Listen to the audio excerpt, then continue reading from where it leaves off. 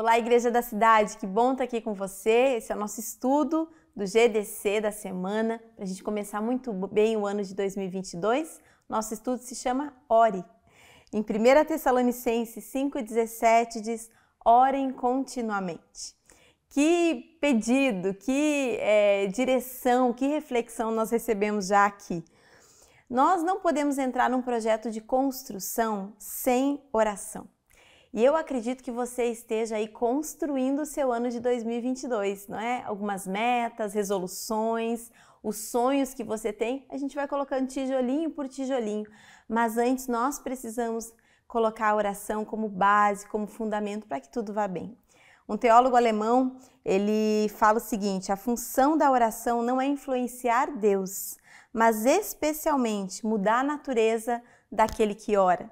Então, quando nós oramos, nós é que somos mudados, nós temos o nosso coração ajustado ao do Pai. Jesus é o nosso modelo, é aquele que sempre nos leva a entender como fazer, ele é o nosso mestre.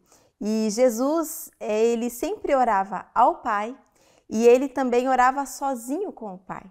Nós vemos isso ao longo da vida dele, quando nós vamos para os evangelhos, nós vemos vários momentos onde Jesus estava se dirigindo ao Pai. E lá em Mateus 26:36 diz assim, então Jesus chegou com eles a um lugar chamado Getsêmani e disse aos seus discípulos, assentai-vos aqui enquanto vou além orar.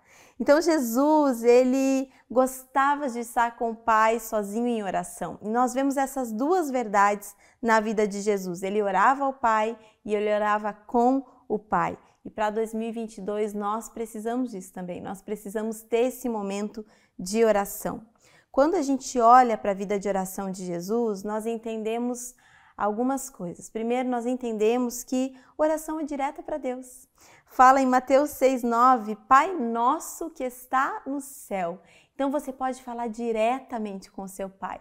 Ele te ouve, ele gosta de saber da sua vida. Ele sabe de tudo, mas ele gosta que você compartilhe, que você confie a ele tudo o que está acontecendo. Então fale diretamente com ele. A oração não é para avaliação pública. Que refrigere para a nossa alma isso, não é? Mateus 6,5 diz, e quando vocês orarem, não sejam como os hipócritas, eles gostam de ficar orando em pé nas sinagogas e nas esquinas a fim de serem vistos pelos outros. Oração não é para a gente aparecer, oração é para a gente desaparecer, que ele cresça, que eu diminua. Então, quando nós oramos, nós precisamos simplesmente ser sinceros com Deus e não pensar em alguma eloquência ou em algo que fique bem para outras pessoas. Oração também não é uma reza religiosa. Jesus nos mostrou isso. Em Mateus 6,7 ele diz, e quando orarem, não fiquem repetindo a mesma coisa como fazem os pagãos. Eles pensam que por muito falarem, serão ouvidos. Nosso Pai, ele já nos ouve na primeira vez, não é? Então nós não precisamos ficar repetindo sempre a mesma coisa. Oração é uma conversa. É algo espontâneo que vem do nosso coração. Então deixe fluir aquilo que está no seu interior para o coração do Pai. Nós aprendemos com Jesus também que oração é baseada em um relacionamento pessoal. Mateus 6,6 diz, mas quando você orar, vá para o seu quarto, feche a porta e o seu Pai que está no secreto vai ver você. Então, seu Pai que vê você no secreto o recompensará. Então é um relacionamento. Com quem entra no seu quarto, não é? Quem é que vai para o nosso quarto? É aquela pessoa que tem intimidade com a gente. É a pessoa que conhece a nossa vida. Então entre com o seu Pai, feche a porta e é nesse lugar de intimidade que você vai viver esse relacionamento. Então como é importante a gente avançar nisso e nós percebermos que o melhor na nossa vida vem através de uma vida de oração. Agora, entendendo essas verdades, como orar para construir o futuro com o Espírito Santo? Primeiro, você precisa orar com fé. Ore com fé. Tiago 1,6 diz, peça, porém, com fé, sem duvidar, pois aquele que duvida é semelhante à onda do mar levada e agitada pelo vento.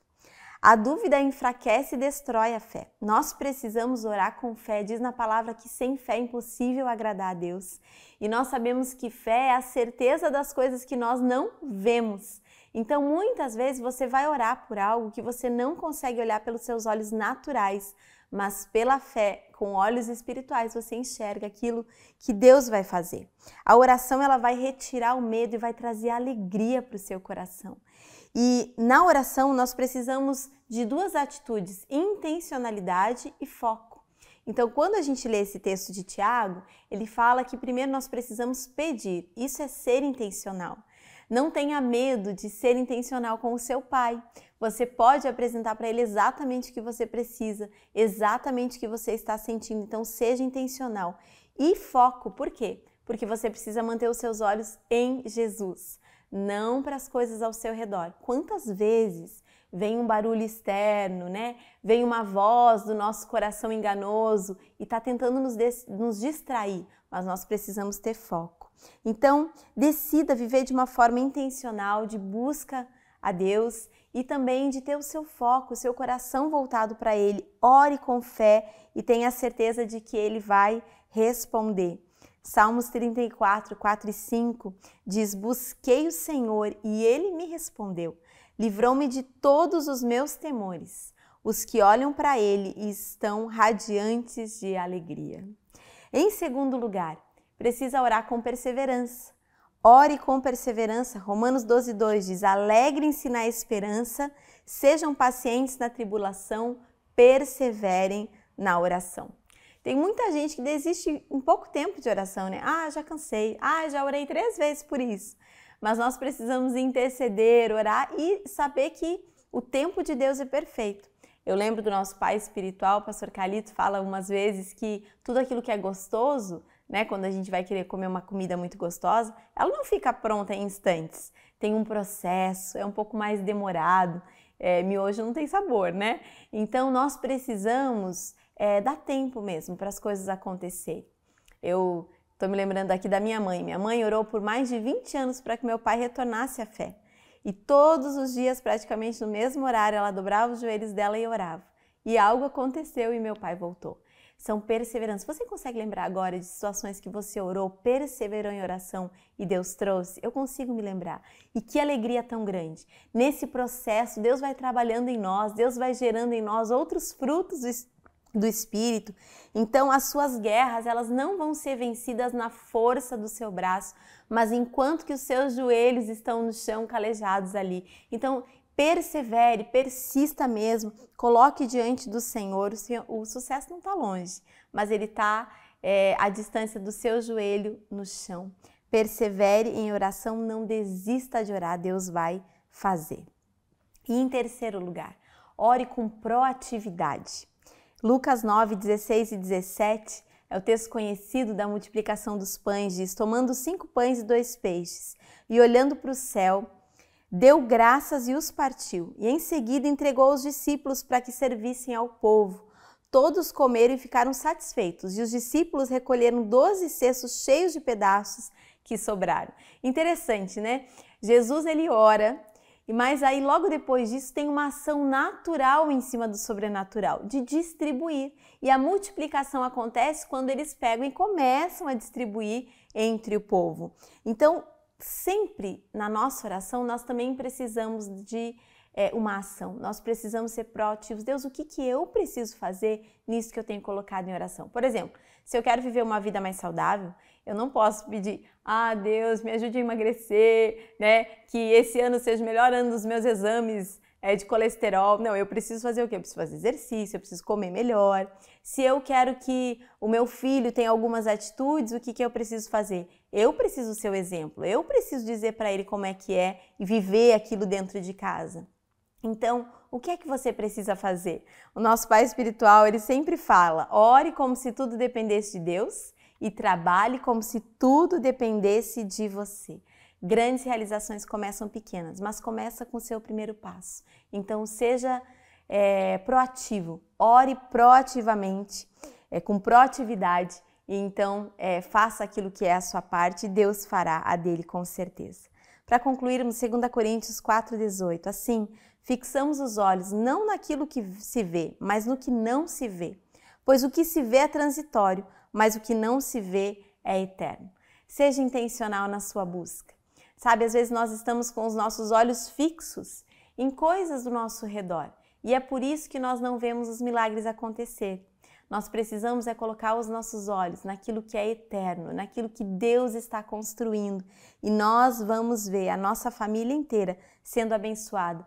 Eu creio que o seu futuro, esse ano de 2022, vai ser construído de uma maneira extraordinária junto com o Espírito Santo. Então lembre-se de orar com fé, de orar com perseverança e de orar com proatividade.